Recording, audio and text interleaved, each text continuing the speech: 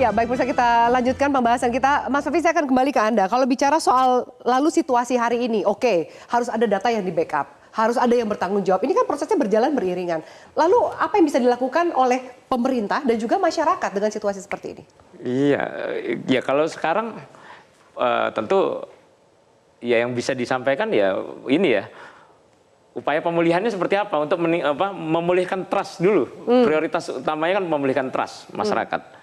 Karena kita sudah terlanjur nggak percaya gitu ya, terlanjur khawatir, takut, cemas, terus kemudian juga bahkan sebagian malah memparodikan gitu ya, urusan seserius ini gitu ya. Jadi saya kira ke depan ya selain pemulihan, kemudian yang juga harus segera dilakukan ya menyusun ini lagi ya langkah strategi lagi, langkah baru lah gitu ya. Oke, kita anggap yang kemarin nggak ada, nyatanya memang nggak ada backup, nggak ada nggak ada rencana yang ternyata yang benar-benar benar-benar di jalan gitu. Bahkan kayaknya kita keliru kalau kita percaya bahwa kita seserius ini bicara soal penanganan keamanan cyber, tata kelola cyber kita gitu ya. Karena ternyata belum ada apa-apa, makanya ke depan tentu ada banyak PR ya, saya kira dalam konteks tata kelola cyber dan pengamanannya ya. Agenda kebijakan, kelembagaan, terus kemudian infrastrukturnya, kemudian SDM-nya. Ini PR semua kalau kita lihat sekarang ini PR semua. Terus dari mana dulu? Nah, tadi kebijakan. Kita belum punya undang-undang keamanan cyber. Sudah berapa kali BSSN bahkan itu teriak soal kebutuhan undang-undang keamanan cyber. Mereka punya mandat menjamin keamanan cyber, tapi perangkat untuk melakukan action yang real, yang konkret itu nggak ada. Oke. Baik, catatan kebijakan lah minimal terlebih dahulu. Saya mau tanya ke Mas Boyamin, kalau tadi juga kita lihat petisi yang berkembang hari ini menuntut Menkominfo untuk mundur. Menurut Anda, haruskah mundur? Dalam sistem tata kelola yang baik, itu kan berkaitan dengan perencanaan, pelaksanaan, pertanggungjawaban. Kan itu, mitigasi, segala macam. Levelnya ini minister loh, jadi pikirannya global lagi. Mohon maaf, jangan jadi relawan lagi gitu loh sebenarnya. Ini levelnya harus minister. Menteri gitu? Iya, minister gitu loh. Tanggung jawabnya juga tanggung jawab kelas menteri?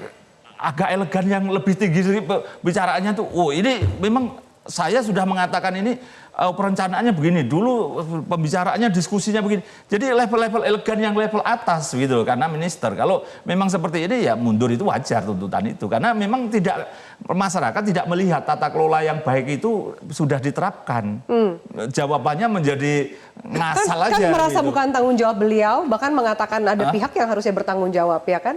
Ya bertanggung jawab tertinggi dong. Misalnya ini, kata-kata misalnya ya nasib atau alhamdulillah, ini kan sudah level saya, menurut saya itu bukan level minister lagi. Beliau mau gitu. menuntut presiden yang bertanggung jawab. Ya, pada posisi yang tertinggi apapun bahasa saya, ini ya karena ini di kementerian, ya menterinya lah yang bertanggung jawab. Oke, baik. Jadi ini kalau bicara tata kelola yang baik loh ya, siapa yang bertanggung jawab ya menterinya gitu. Nggak usah mencari vendornya siapa atau siapa. Misalnya nanti ada tadi yang saya sebut ada seorang direktur yang bercokol agak lama dan kemudian kontraknya harusnya habis. Lalu dibiarkan aja, itu tanggung jawab siapa? Ya menterinya dong kan gitu. Bagi mitigasi itu kan penting. Ini kan kita bicara misalnya bencana alam gempa gitu kan sudah berkali-kali dan orang mitigasinya udah bagus. Lah ini bukan gempa aja, ini sudah tsunami loh kita di kebocoran udah data darurat ini. Loh ini kebocoran darurat, datanya. tapi kemudian tidak pernah ada sesuatu yang mitigasi yang bisa kita anggap masyarakat bisa menuntut mitigasimu apa? Oke, baik. Mas Alvan, kalau bicara soal kebijakan, satu-satu strategi. Ada tuntutan dari masyarakat untuk pihak yang bertanggung jawab, menterinya mundur gitu. Kalau dari sisi cybernya ini seperti apa? Membackup datanya harus bagaimana lagi? Itu harus jadi kebiasaan. Itu sebenarnya backup itu merupakan satu kebiasaan yang seperti, jadi security itu seperti orang diet. Semua orang tahu, security cari ISO 27001, standar-standar itu mudah, kita Google tahu, apalagi orang main security. Nah, sama seperti orang diet. Dietnya begini, kita tahu kalau kita mau langsing, kita kurangi karbo, jangan banyak makan gula, kurangi makan. Lalu kita lakukan itu. Tapi biasanya kita cuman bisa lakukan 2 minggu, minggu ketiga kita balik lagi ke kebiasaan lama. Kebablasan. Gendut lagi. Security begitu. Jadi awal Apa masyarakat sebaiknya punya semua. backup data sendiri? Masyarakat dan pengelola security perlu sadar, Ya. kalau mau aman harus mengubah cara memandang data, harus mengubah gaya hidup. Oke. Baru dietnya berhasil, baru security-nya berhasil. Nah itu yang perlu disadari. Kalau kemudian alasannya itu datanya lama yang dijual di dark web, datanya sudah usang segala macam, bagaimana Anda melihat itu? Apa data lama berarti tidak berharga, tidak ada nilainya? Ya, itu kan alasan yang sering disampaikan. Mungkin secara tidak langsung itu pengakuan bahwa sebenarnya datanya bocor. Tapi ya perusahaan bilang oke lah ini lama punya, tapi tetap data is a data. Oke, baik. Singkat aja Pak Sukamta, dari Komisi 1 apalagi katanya mau membentuk Satgas lagi ya kan? Judi online Satgas, ini sekarang Satgas lagi. Termasuk ada lembaga juga perlindungan data pribadi. Langkah Komisi 1 untuk masalah ini ke depan apa?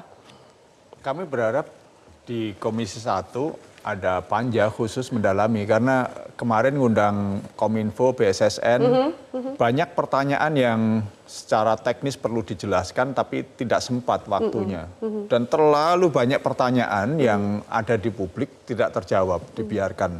Nah sementara sekarang dari pihak pemerintah kan kemudian memilih untuk tutup mulut, Ya. tidak berkomunikasi kecuali beberapa yang tadi ya, ada Pak Wapres, ada Pak Menko Polhukam gitu. Ya. Jadi kami berharap memang bukan untuk sekedar menyalah-nyalahkan pemerintah, tapi Ya. untuk mencari Solusi. jalan keluar dan supaya tidak terulang kembali gitu. Oke. Karena ini kan saya kira di akhir pemerintahan jangan sampai menjadi kado buruk bagi Pak Jokowi. Oke. Karena hilangnya data ini kan persoalan yang sangat serius sekali, tetapi pemerintah, pejabat-pejabat yang punya kewenangan dan tanggung jawab itu menjelaskannya dengan cara-cara yang amatiran gitu loh.